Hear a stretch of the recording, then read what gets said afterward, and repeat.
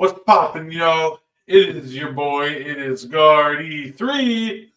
And ladies and gentlemen, I hope you're not sick of seeing us yet. I know you saw us last night for Meaty Boys, Yeah. saw us last night for And One, and now we're back with the morning show. It is the greatest co-host of all time, ladies and gentlemen. It is Mo Better. How you doing, Mo? I'm doing great, coming off of a great opening night in the NBA. We've got some NBA to get into, along with some NFL big trade. Let's get it. Yeah, so of course we had the NBA start last night, and first we had the Celtics and Knicks play. I was, wanted to say they played a competitive game, but I think the best I could say is they played basketball last night. The Celtics absolutely dismantled the Knicks. Mo, what were your thoughts about last night's opening matchup? I think if you're a big fan of NBA trivia, you probably got to do a lot of that during the course of that game. Not a good game, but it is one game of an 82 game season. The Knicks won't look that bad on a consistent basis, and the Celtics couldn't miss. So just a good night for the defending champs to start the season off too. But I did notice a couple things, and we didn't really get into it leading up to the season. Looking at OG Ananobi along with Bridges, my concern with them were I don't doubt that they're both very good defenders, but they're very similar players. They're almost the same guy. Neither one of them are good off the dribble. I wouldn't call either one of them a pure shooter. And Bridges did something really odd. In the 8th year of his career, he decided to change his shot. I don't understand that at all, because for his career, I think he shoots like 37, 38% from three. Why would you make some kind of dramatic change like that? I have no idea why you would do that, but it's not working.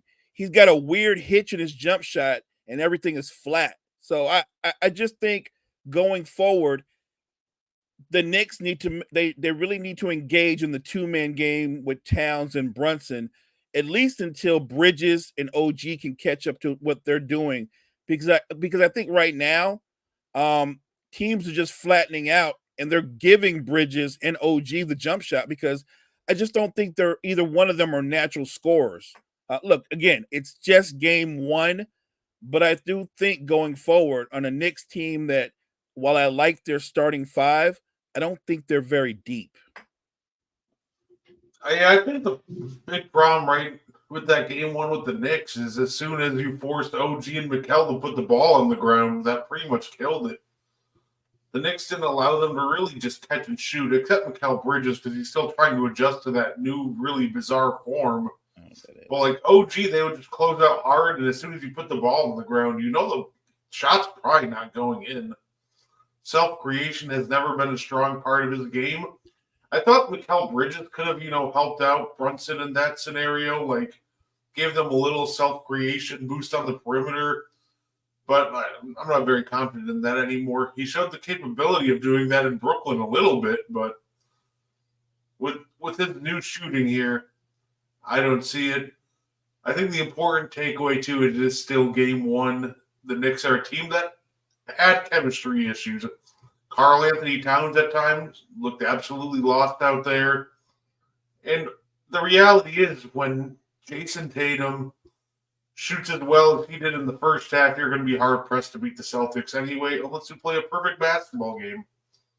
And that was just probably never a realistic expectation for the Knicks to do in game one.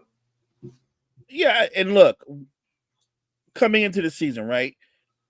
You and I both agree, look, it's the Celtics to lose, right? They're still the favorites. I don't think they're runaway favorites in the East, but they're their top six players. I still think they have the best top six players in the NFL, in the NBA, when you look at the combination of what they can do. And they're very unique in that everybody in their starting lineup can score and they can defend at a high level. Not many teams can say they have that kind of talent on both ends of the floor. I'm not going to harp too much on the Knicks. Like I said, we both agree it's game one. They just got blown out. You weren't expecting a blowout, but they just got flat out blown out. I think they'll adjust. I think eventually chemistry will be developed between Towns and Brunson, along with Bridges. I think Bridges will find his way. I do think though, when you look at their roster top to bottom, they're not a big team; they're a small team. So I think against the bigger teams, they're going to have to struggle unless they go out and make a move. Obviously, the more entertaining game of the night was the second game, Lakers versus the Timberwolves. What were your thoughts on that game? It was more competitive than the Knicks and Celtics, but honestly, it was almost the same story as the first game. One team looked like they had it together and they've been playing together for a while. Just the chemistry with the Lakers was infinitely better. JJ Redick looked absolutely phenomenal in his first game as head coach with that offense and the way he structured it. The Timberwolves, they were off. Actually, ironically, Julius Randle looked like one of the most competent offensive players on the court that game. Dante didn't shoot well. Conley didn't shoot well. Overall, I think you see the vision with the Timberwolves because you see the extra playmaking that Julius Randle provides, and I think he's showed some great potential defensively and rebounding as well. But you can also see that's just going to take time. I think the Timberwolves will be very dangerous once they meld together offensively and really figure out how to play to each other's strengths. So overall, really fun game. And I think it was almost the story of just chemistry and time yesterday. Yeah, I think that the trade-off Randle for Towns is you get somebody who can be another creator, right? Potentially another playmaker. The downside is when he doesn't have the ball in his hands, Julius Randle doesn't know how to play. Like if he doesn't have the ball in his hands, he doesn't cut, he doesn't post, he doesn't do anything. He literally just stands still and watch action go on. He's got to find a way to stay active even without the ball in his hands. The advantage that Towns had over Randle is Towns can play without the ball because he's a much better shooter. He's actually a much better post player. So I think Randle can be a benefit to the Timberwolves, but he's got to accept his role on this particular team. You're going to be the number 2 as well, and you're not going to get as many opportunities to handle the basketball. And I don't know if he can make that adjustment soon enough because if it's not in Ant's hand, it's going to be in Conley's hand.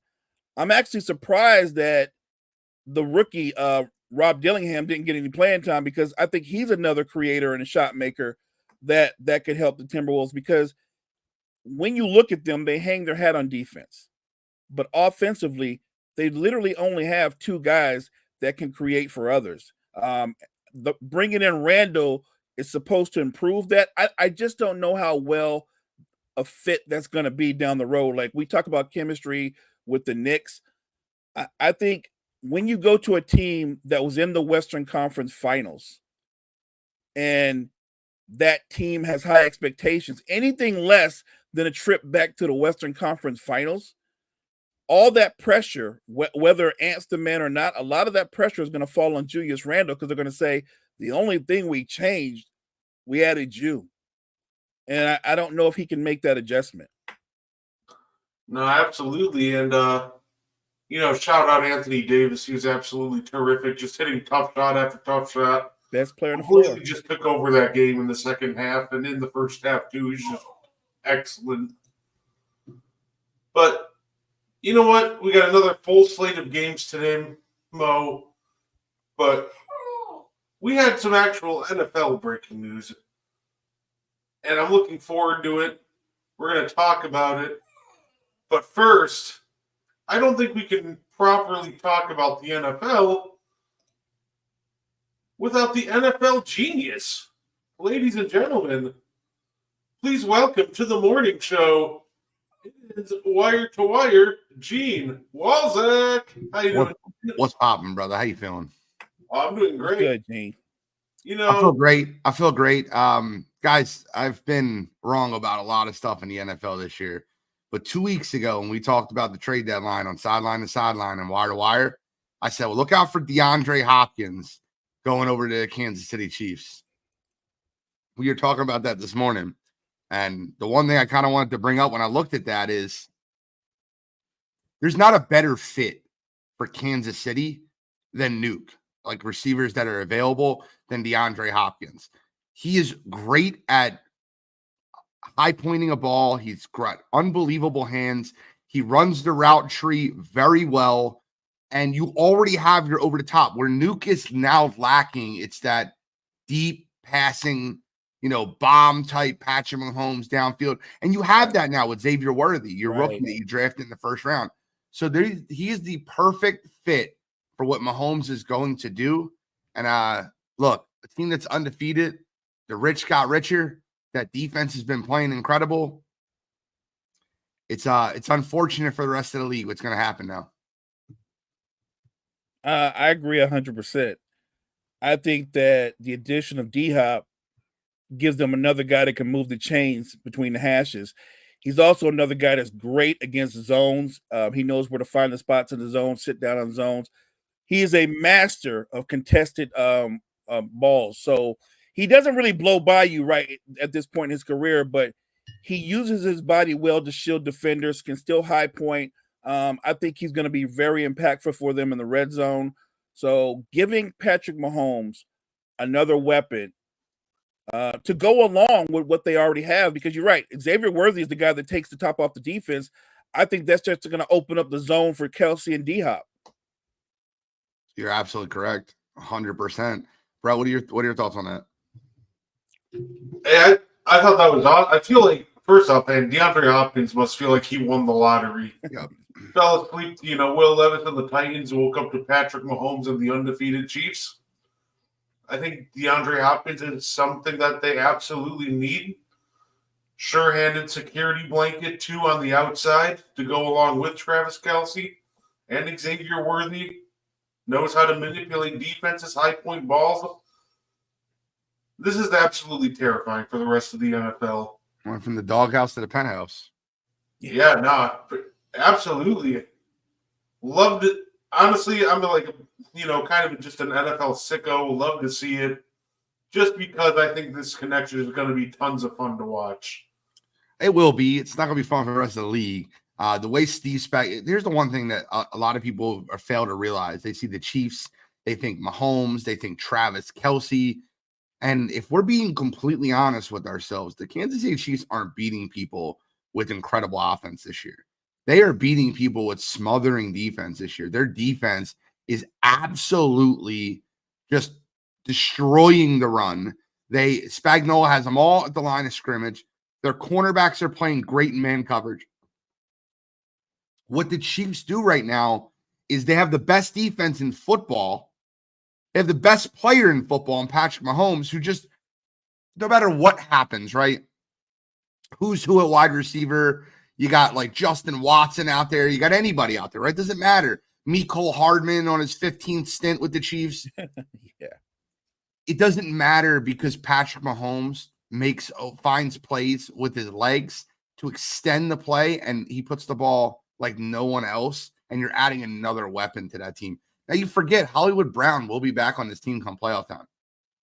So it's just scary what you can end up doing with that offense with Hollywood Brown, DeAndre Hopkins, and Xavier Worthy, who's the absolute speedster. Juju Smith-Schuster back with the team. That's a very formidable 1 through 4. And don't forget, look, I think Kareem Hunt has played well for them as well. I think another one. Yeah, Kareem Hunt is great in the red zone. He looks a lot like Kareem Hunt of old or when he was younger. I just look at a team, like you said, that's dominant defensively. And I thought they were a dominant defensive team last season. Like, their defense, to me, led the way for them to that Super Bowl. And it may very well do it again this year. The great thing about a player like Patrick Mahomes is he doesn't play for the regular season. So this might be the year where he doesn't have the gaudiest numbers, and yet he will make plays that only a couple other people might even attempt to make. We always talk about guys that are overcomers. Patrick Mahomes is an overcomer. Look, I'm a Niners fan. I just witnessed how dominant that defense can be. They played man-to-man basically the whole entire game, dared the Niners to beat man-to-man coverage. Couldn't do it. Could not do it. And if you watch that game, it wasn't that Purdy played badly. It was that Chiefs defense was so dominant. I mean, not just in coverage, but the pass rush, the way they stopped the run. Like, this is a complete team. And to give them any kind of boost on offense, if the offense can even come close to what the defense is, yeah, they're going to three-peat. And of course, the creativity of Andy Reid against the 49ers at times was absolutely insane.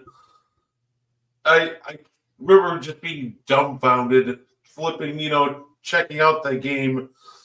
And one of the first things I see is just Andy Reid running just a formation I've never seen before with Travis Kelce, I think it was Hunt, Carson Wentz, and Patrick Mahomes all lined up in the backfield. And I was like, what is happening here? And it was just like a clever way to disguise like an inside zone run with Hunt. And it was the most hilarious thing you'll ever see. It was wild. And I just love to see how creative Andy Reid gets. He'll never admit it, Brett, but I felt like Andy Reid was having fun at Kyle Shanahan's expense in that moment. I really believe that. I thought he was having fun with him. He definitely owns Kyle Shanahan throughout his career. No, absolutely. I do want to get your guys' opinion on, we're staring down, we're 8 weeks in already, which is crazy to think about. We're actually already almost halfway done with the NFL regular season. We're potentially staring down the barrel of the entire NFC North making the playoffs. The probability, and this was insane, for playoff teams right now has the 4 NFC North teams in the top 5 spots. Guys, do you think all 4 teams from the NFC North make the playoffs, or do you think 1 or 2 of them maybe fall out towards the end? No. I actually only think that 2 make it. I agree. And here's all I'll get at, right? And you're going to laugh at the 2. I don't think you'll pick the 2. But it's the 2 that you would have picked before the season started. I think the Packers and the Lions are the 2 NFC playoff teams in the North. I think the Vikings, listen, I want to give credit where credit's due. That coaching staff deserves every bit of credit for that team being 6-1. They are playing their asses off. They're not that good. Talent-wise, they're not that good. They're coached very well. Brian Flores is one of the only coaches in the league to utilize a cover 8, which is basically an inverted cover 2, which is incredible, in which he brings his safeties down into the flat, drops his corners over the top, who are better ball hawks normally because they're basically failing wide receivers. And it's insane the way the Vikings are playing defense. I don't think they can keep it up long term. And nothing against the Bears. These teams are going to play against each other. And they're going to have 2 games versus the Packers, 2 games versus the Lions, 2 games versus the Vikings. They might have had 1 already. But my point being is, I think the Bears are one of those teams that I think they're good, but I don't think they're as good as they can be. So I end up thinking the Packers and the Lions are the 2 teams that make the playoffs out of the division. I agree. Jordan Love is he's so much better than I ever gave him credit for. He looks better and better each week. Big win last week over CJ Stroud. Just the way he looked, the poise he had, getting them in the field goal range. I am perplexed. I think the Packers and the Lions are there for the long haul. I agree. Look, I actually think that the Lions, to me, they're the class of the NFC. That's what I believe when you look at what they do on both sides of the ball. Even though they lost a great player in Hutchinson, I think the Lions are still going to be the class of the NFC. I'm looking at the NFC West as a Niners fan, and only one team is going to come out of that division. And I don't know, honestly, I'm just being real, if it's going to be the Niners. And I'm not making excuses. They've had some injuries, but a lot of teams have. They just haven't flat out played well consistently on both sides of the football. And they, more times than not, end up settling for field goals and touchdowns. They're not good in the red zone this year. And they greatly miss C-Mac. They do. when you're in the red zone, you need a playmaker. You need a guy that you can make somebody miss. That's the young man Mason has ran the ball hard. He's played well, but what he doesn't do is he doesn't make people miss. He's very good. He's not special. So I think one team will come out of the division, and right now it's a toss-up. See, I got to correct myself. I said only 2 teams would make the division playoffs. I do think it'll end up being 3 because of the injuries that just happened in Tampa Bay. Chris Godwin out for the season. Right. Mike Evans going to be out to week 11. I think Tampa Bay falls off. What I had was 2 in the East, 2 in the North, and 2 in the South. But I think the Falcons will pull away in that division at this point. The Saints and Panthers are nowhere near playoff contention at this point. So you'll end up getting 3 teams out of that NFC North. Let me ask you guys a question. With the Saints, is this the last year with Coach Allen? It should be. I don't know why it's not. I don't know why it should be. And, you know, if you watch that team play on Thursday night, they quit. Yeah. Quit. Yeah, it absolutely should be the last year with him. That Thursday night game was just so ugly, and once they got punched in the mouth, they immediately rolled over, which just isn't a good sign at all.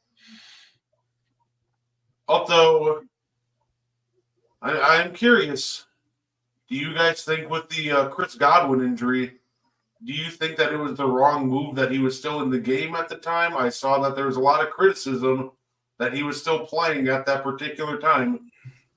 I think they're trying to win football games. And in the game like football, that injury could happen at any time.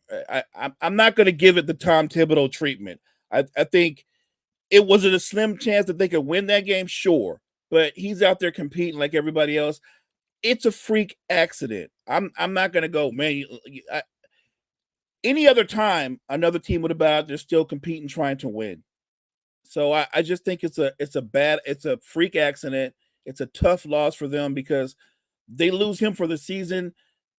Evans is going to miss some time, and to Gene's point, they're going to fall off. They're going to slide back, and with their sliding back, I think Atlanta takes a stranglehold over that division. Yeah, I mean, hindsight's 2020, and if we're being completely honest, I watched the Eagles-Giants game, and the Eagles pulled their starters way too early for my liking. They pulled their starters in 11 minutes left in the game in a 28-3 game. So, like, hindsight's 2020. Like, if the Giants would have went on a run and start coming back and Drew Lock start looking good in that game, how do you get those guys ramped up to come back in the game? Right. So hindsight is 2020. We have seen some crazy things in the NFL. If we're being completely honest, it was 41-18 when they at one point they scored a touchdown, they scored another touchdown, and they had the ball back. I'm not saying that the game wasn't over. It probably was, but they're on that drive trying to score a touchdown, get an onside kick, and kick a field goal. It was 2 scores away. The game isn't over. It was a 10-point game when Godwin got hurt. If you want to argue you should have pulled him at 41-18, oh, okay, I'll hear that.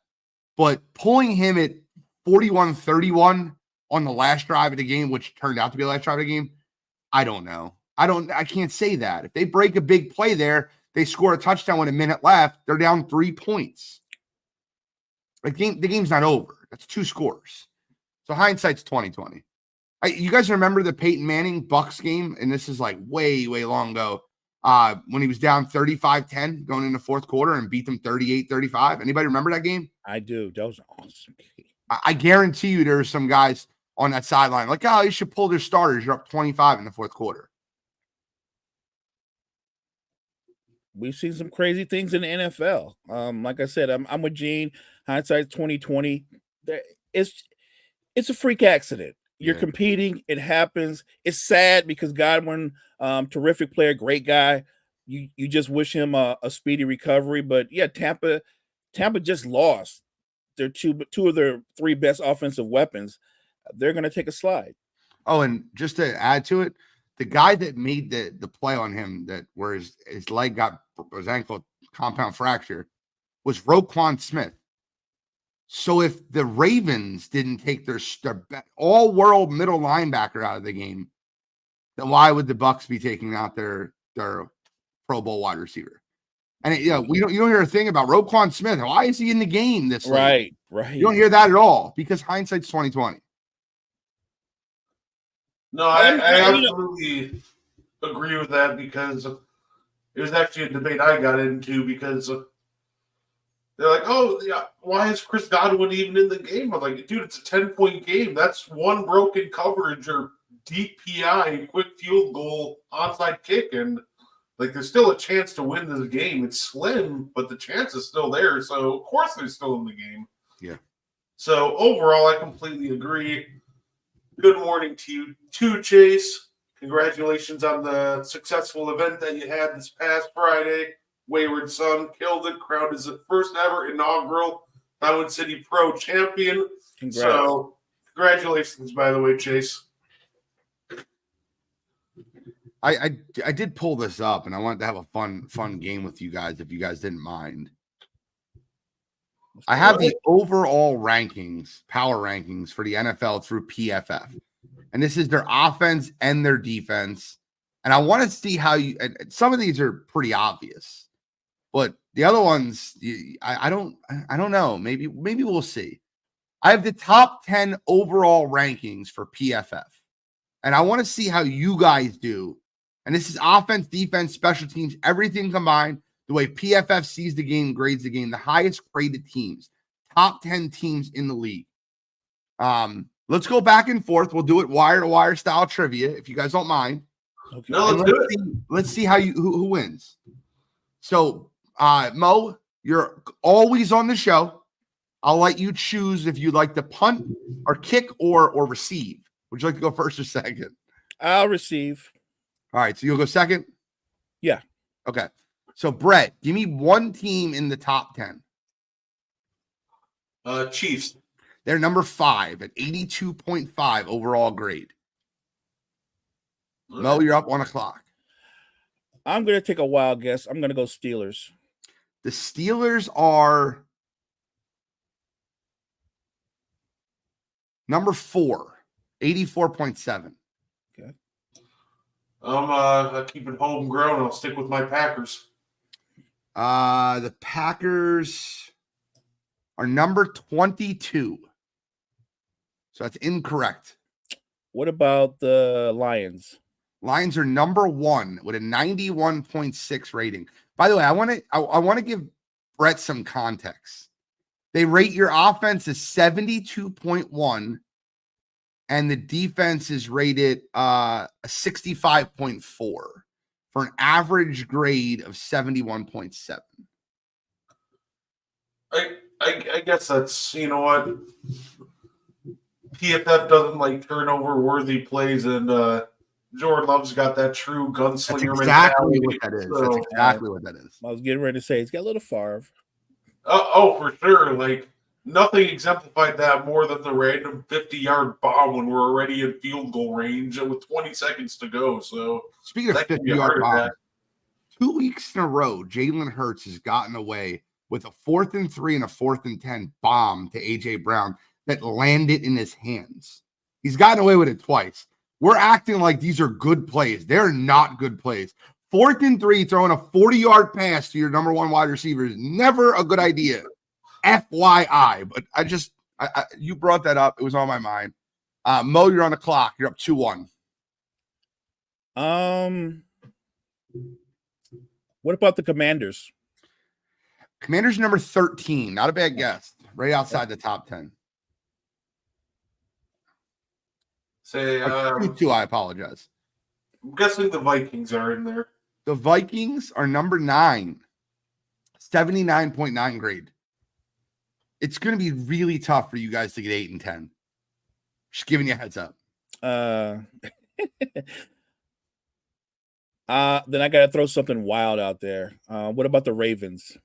The Ravens are number 2. Okay. They've won 5 straight football games after starting 0-2. Okay.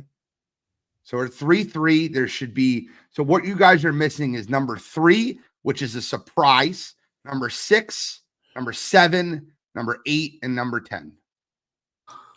You know what? I feel like PFF would love the Jets. Are the Jets on there? No. The Jets are number 21. just a shade, 71.9 above the Packers, which I don't think makes sense, in my opinion. I'll go Bengals.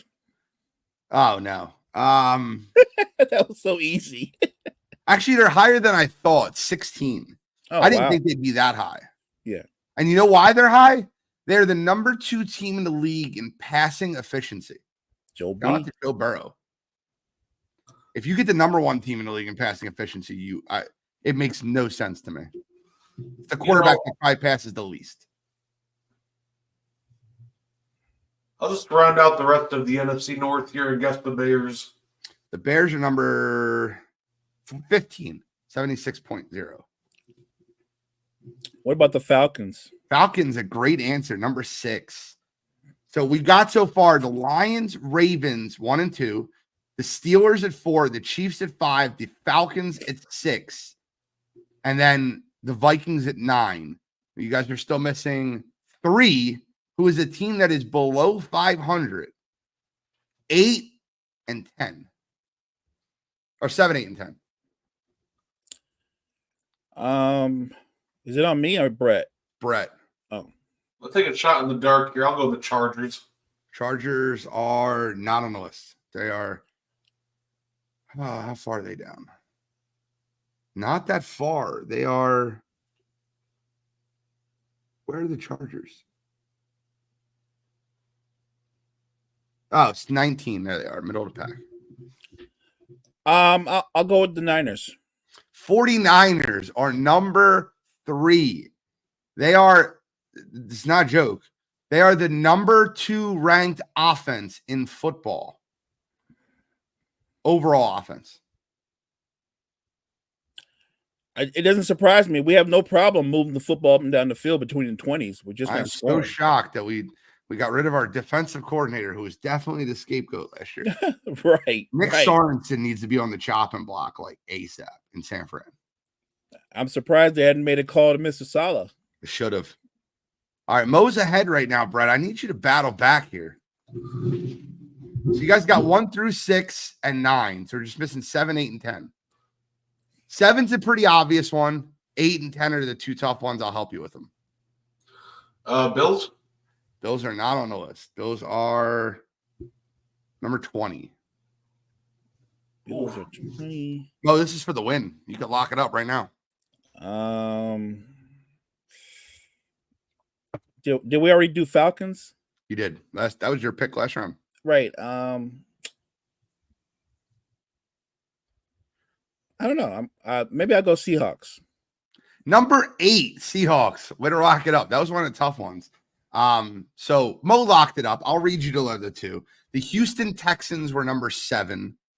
I think it's a pretty obvious one. And then number 10, after their performance on Thursday Night Football, was the Denver Broncos sneaking into the top 10. I would have never guessed that. Never. They're 4 and 3. No, I know they're good. They've been good, but I would have never guessed they would be in the top 10. So, by the way, the number 1 most efficient passing team graded by PFF, the Baltimore Ravens. That's like crazy. them apples. Let me ask you guys this. So when you look at the Ravens offense and you see how dominant they are running the football and how Lamar's looked so far passing the football, the offense looks great. But the defense seems like it's nowhere near where it was last year. They're missing their defensive coordinator. That's a big thing. Right. I guess what I'm saying is the offense being elevated is great, but do they take a step back once the postseason hits if the defense stays where it's at right now? Yeah, of course they do. And the Ravens are never, in my opinion, a great postseason team because Lamar has shown me he comes up small in big moments. Hopefully the addition of Derrick Henry will help him in that situation, being able to pound the ball and control the clock. I think the Ravens defense has all the players. I think the scheme needs to fit. And normally what happens when you lose all world coordinators, you normally promote from within to keep that structure the way it is. That's not what happened in Baltimore. They went out and hired the defensive line coach for, I believe, the Buccaneers to be their DC. So it's a new scheme. It's a new, overall setup. Nothing against them. I don't think that was the right move. No, I think you bring up a great point. Usually you hire from within to keep that same continuity, right? If it ain't broke, don't fix it. Correct. So yeah, I don't get that line of thinking. But yeah, I was wondering because I thought Lamar looks like to me, guys, that he may very well win another MVP. And I think that each time he wins another MVP, I feel like that's just more added pressure for him going into the postseason. Like it would benefit him to me if he didn't win the MVP. Okay. It'll be interesting to break a lot of that stuff down. I don't think Lamar will win MVP. I think a lot of things will change by the end of the season. And I think that I predicted Josh Allen before the season. I'll stay with that. Yeah, no, I remember agreeing with you. I think Josh Allen still wins MVP also. I'm going to roll with that right up until the end.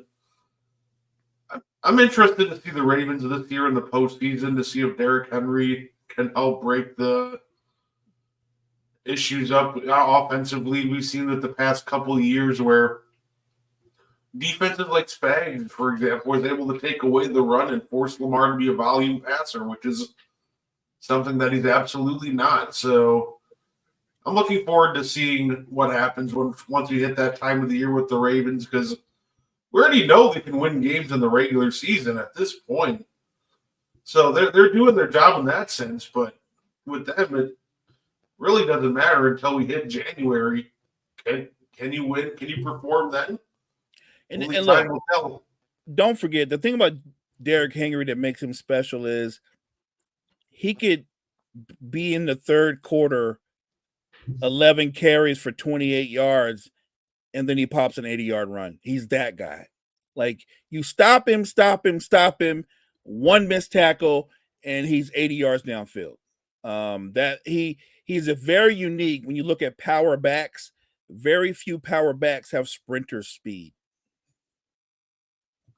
I think it's scary how big that man is and how fast he runs. Yeah, it's just such a scary look. He's a big man to run that fast. He runs away from people. Like he's a freak of nature. And I think Chris and I was discussing this. What makes him really unique is where the NFL is going right now. Derrick Henry, to me, he's the last great running back when you think of running backs that will rush for 11 or 12,000 yards. There are no other guys behind him. Look around in the league. The days of guys carrying the ball 30 plus times, it's pretty much over. He is the last of a dying breed. Who's next up when you look at the running backs in the league? You would look at guys like Kamara, Saquon, or C-Mac. Those guys aren't going to finish their careers with 11 and 12,000 yards. The NFL is so completely different. Henry, watching him do what he does at 30, it's impressive. Yeah, behind him, I just pulled up the stat for you because you're spot on.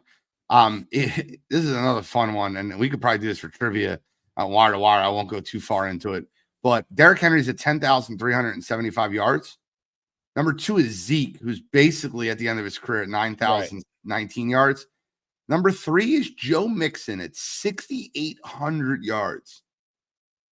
Number 4, a highest active rusher is Latavius Murray. That's a crazy. CMC's 10. Saquon is 12. I think that's your guy that can jump into that. And Josh Jacobs is 11. I think those are the 2 guys you can see making a run at that 10K. Saquon could do. The only thing that's going to stop Saquon is health. Correct.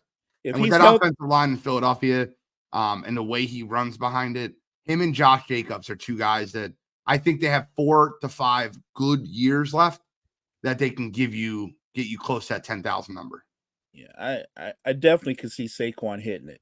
I do. I just think though it's different now. There's just not going to be a lot of running backs hitting that 10K mark.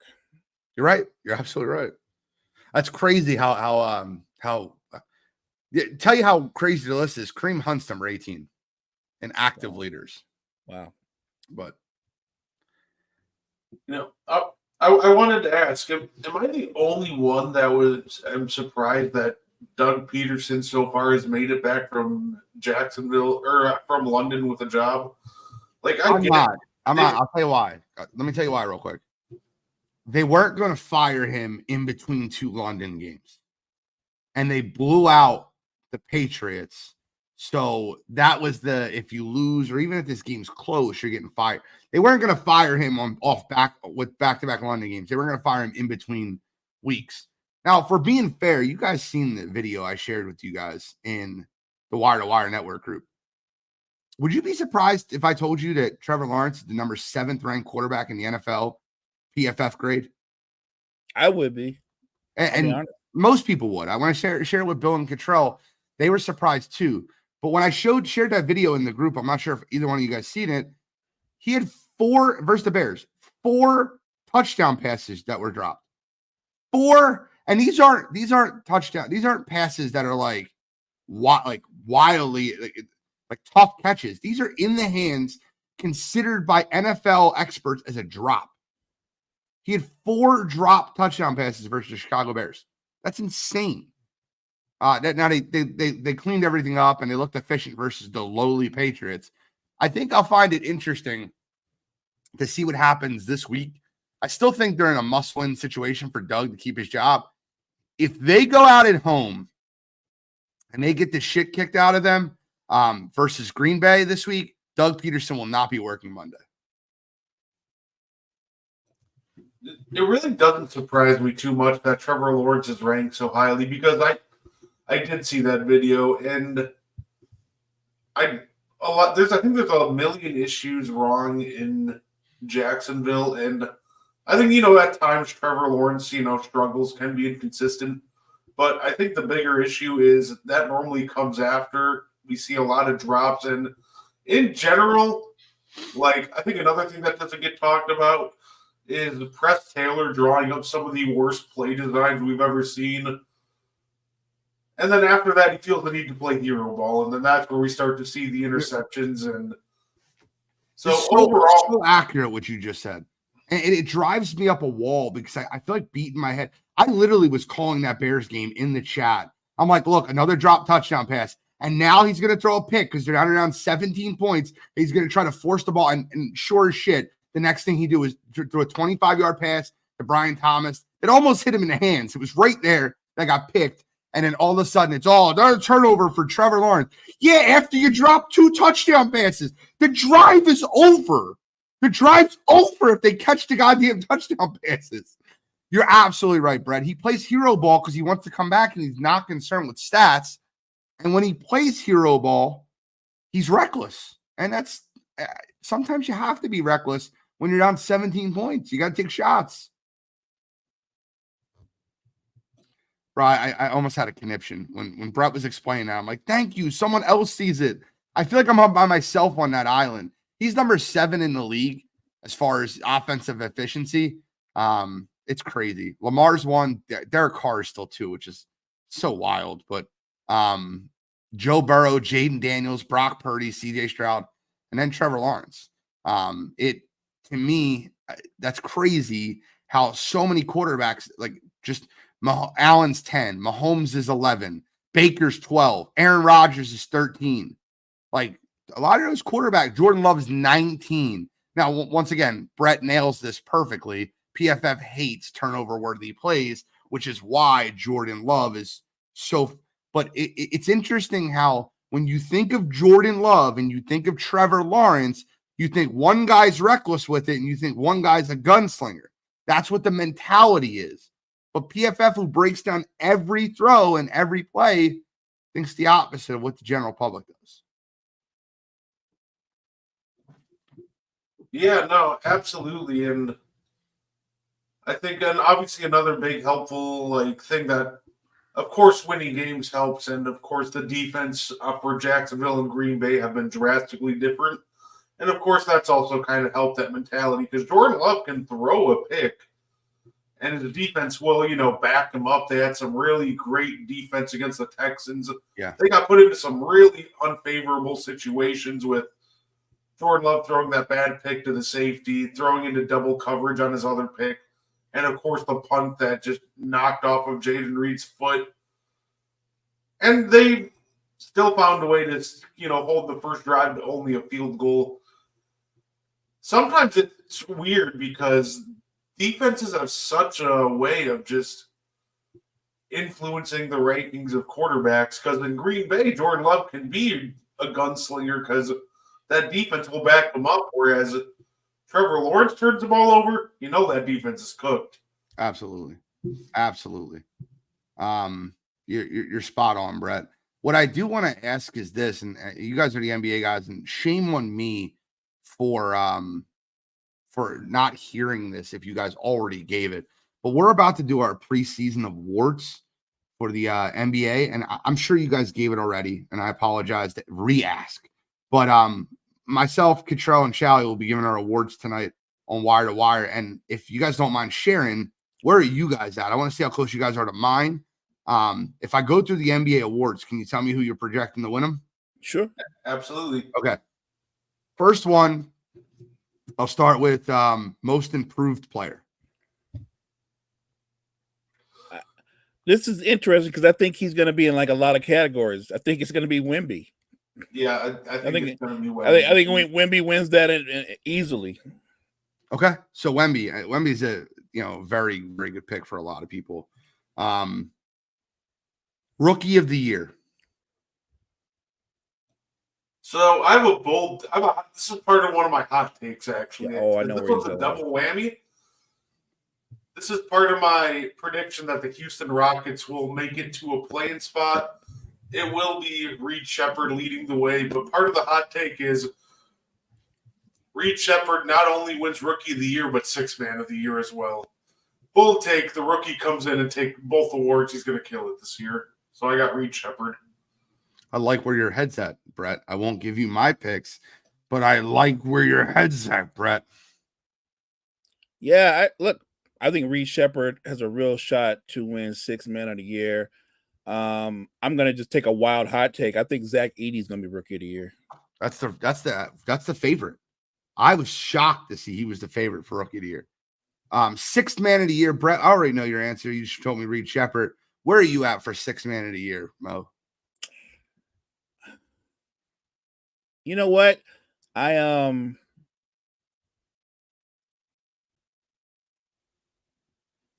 want to take a wild one. I'm going to go Josh Hart. That's a great one. He's top 10 in voting. So I'll give you a heads up on mine. Mine is like 15th, 20th. He's a long shot. But if you watched one of the games yesterday, and I'll give you a hint, this guy did not play well in that game. You are going to see how much he's going to be involved in a very prolific team and a very prolific offense, if you catch my drift. Coach of the Year. Come on, Mo. I'm not going to say Redick. Oh, I was hoping for it.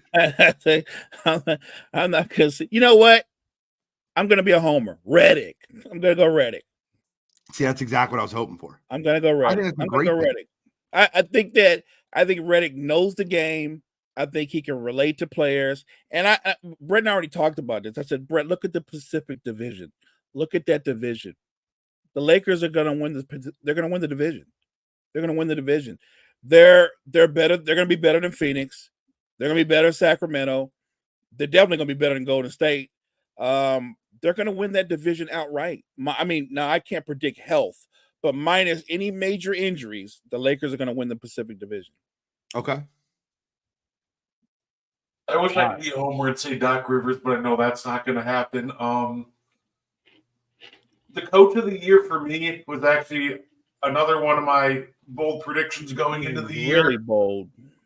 I got Charles Lee of the Hornets leading him to a win in the play-in tournament and winning Coach of the Year. That 100% would lead him to Coach of the Year. Agreed. I'll give you guys my coach of the year because I think it's a really good talking point. You'll hear it tonight on Wire to Wire, but I'll give it to you now. I'm going to go Greg Popovich, and I'm going to tell you why. That team is sneaky good. Go ahead, Gene. What Chris Paul is going to bring in leadership and helping Wemby's development. They added Harrison Barnes, another veteran guy that understands the game of basketball and how to be in the right place, right time. I predicted this, and I don't care how stupid it sounds.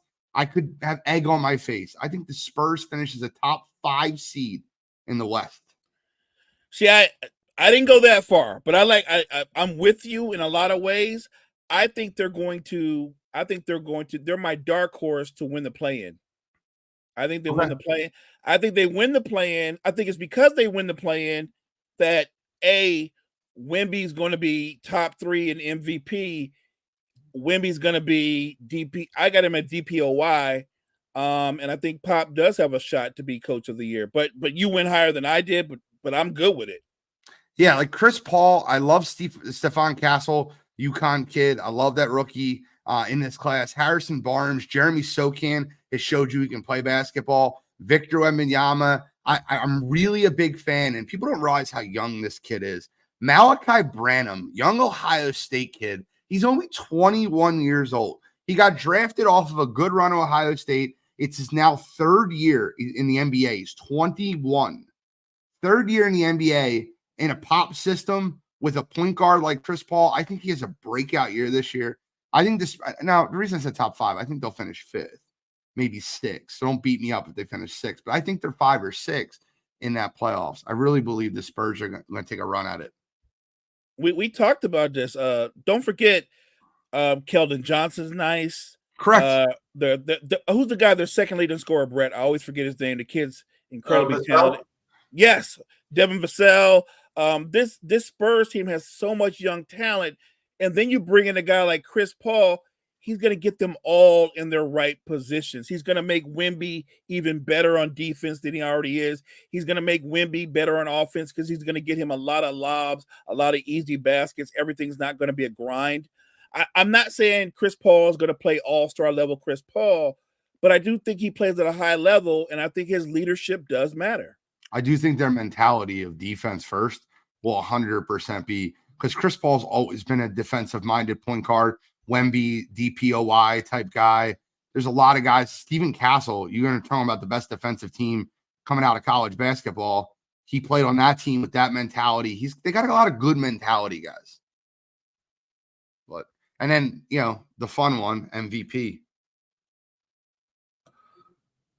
To me, so no, go ahead, Brett. I'll say, to me, this one feels like there's a lot of MVP candidates that are going to be legit contenders this year, but I feel like this is really going to come down to 2 names at the end that voters are going to be looking at: Luka Doncic or Shai Gilgeous-Alexander. Now, there are more legit MVP caliber players, but I think it comes down to those 2. Give me Shai winning his first one this year. SGA, okay. I'm with you. I think it's going to come down to SGA, Luka, and Joker. I think it'll be the top 3. I think SGA wins it as well. Look at that Oklahoma City team. They have every element to win it all outright. Like, this is why there's no doubt in my mind they'll be the number 1 seed in the West. That doesn't mean they're going to win it all, but the addition of Hartenstein, adding Caruso to a guy like Lou Dort, now you got 2 dogs on the wings. SGA is a high-level defender. J-Dub's going to be that much better. I think J-Dub's an all-star this year, and I think Chet takes another leap in his development. Like, they're so deep and so talented. I think it's going to be one of those. SGA is going to be the best. He's maybe the best player on the team with the best record. He will win the MVP. Love it. We'll talk about a lot of it more tonight. I do want to get your guys' opinions. I know you guys are big football guys, big basketball guys, but we have a historic MLB World Series that's coming up just Friday night. And I would love to get your take on that quickly because we only have a few minutes left in the show. But Dodgers, Yankees. Here's the question going around my friend group. Now, I'll get your predictions shortly. But if you had to pick a 3, and we're just going to assume health, say Freddie Freeman's healthy to play in the series and he's good. A big 3 that you'd rather have, whether it be the Dodgers of Shohei, Mookie, and Freddie Freeman, or the Yankees of Soto, Aaron Judge, and playoff Stanton. Which big 3 would you rather have?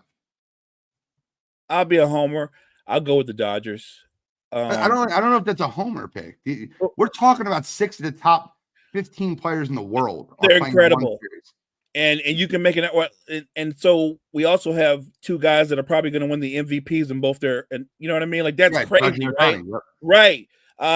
I love Mookie. I've always been a big fan of Mookie Betts. I love that threesome. So again, I don't think there's a wrong answer, but that's my answer. Soto is hitting unconscious right now. And Giancarlo Stanton is have one of the best postseasons ever for a power hitter. So I think I slightly lean to the Dodgers too, because I'm such a Mookie fan. But I think Freddie is 6 on this list out of if you're ranking the 6 guys. No, honestly, it's a clean sweep for me because I would take the Dodgers. It's just absolutely insane the firepower we're about to see in this World Series. But Shohei, to me, is the best player in the series. And overall, that I'm excited, man. I know a lot of people are excited. Some people are down. They don't want to see the big spending money, big markets in the World Series. But I think this is great for baseball. Those people are called losers. Yeah. I think you got the biggest stars playing on the biggest stage right now, and that's all you can Anybody that wants to complain about the Dodgers and the Yankees spending money, complain to your front office. Because here's the issue that you run into in Major League Baseball. It's not the haves or the have-nots. The luxury tax that these teams are paying that's going to these small market teams. A team like the Marlins, who spend $36 million in payroll, and they're getting $45 million from Major League Baseball in luxury tax, should be friggin' thrown out of the league. Look, there should be a floor in Major League Baseball like there is in any other. You got NBA has to hit the salary floor. NFL has to hit the salary floor. In baseball, you don't have to hit a floor because there's no ceiling. If a team's not spending $100 million, there's no sense. Like it's absolute trash. It's awful. And that's why the Yankees and the Dodgers, and the Yankees haven't been notoriously huge spenders, but the Mets, the Yankees, the Dodgers, the Phillies spent a ton of money. These teams, it's not the haves or the have-nots. These teams are collecting checks. The owners of these terrible franchises are making tons of money off of not paying their ball players. And we'll start with the Cincinnati Reds owner. Get him the hell out of baseball. The comments that he made before last season, when they asked about his team and blah, blah, blah, and he said, well, I could move the team. If you guys want to keep running your mouth, I'll move. That's what he said to his fan base about not spending money.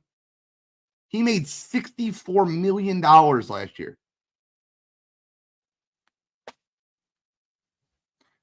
Quick, guys, if you guys don't mind, we'll give your prediction in the series. I have the Dodgers winning in 6. I've got the Dodgers in 7. And I literally hope, with all the talent, the name recognition, that it lives up to the billing. I think it will. Yeah, I was going to say Dodgers in 7, although I'm not going to lie, I will be rooting for the Yankees since I lived in New York for 5 years. So little bit of a homerism there, I guess. Spend enough time in that market, so I don't go Yankees, but I think the Dodgers do end up winning the series. I don't hate either team. I dislike the Yankees fan base. They drive me nuts. But I don't hate either team. I want to see a good series. Juan Soto is one of my favorite players in baseball. No, fair enough. Anything y'all want to add before we get up on out of here? No, sir. What's going on with Wire to Wire tonight, Gene? We have a jam-packed show. We're going to be a little bit light on NFL NCAA because we got a lot to talk about. We're going to recap the WNBA Finals, which I think was stolen from Minnesota Lynx. I'll get into that. We'll talk about the UFC preview for this weekend. Good card. And, we got a lot to get into. MLB World Series preview and then the NBA season preview. So we have 6 topics tonight, which is a ton. We're going to try to keep within 2 hours, but I appreciate you asking. And of course, check out Wire to Wire tonight, 6 p.m. Central. So thank you, everybody, who tuned into this episode of the morning show. And I hope everybody enjoys the rest of your day.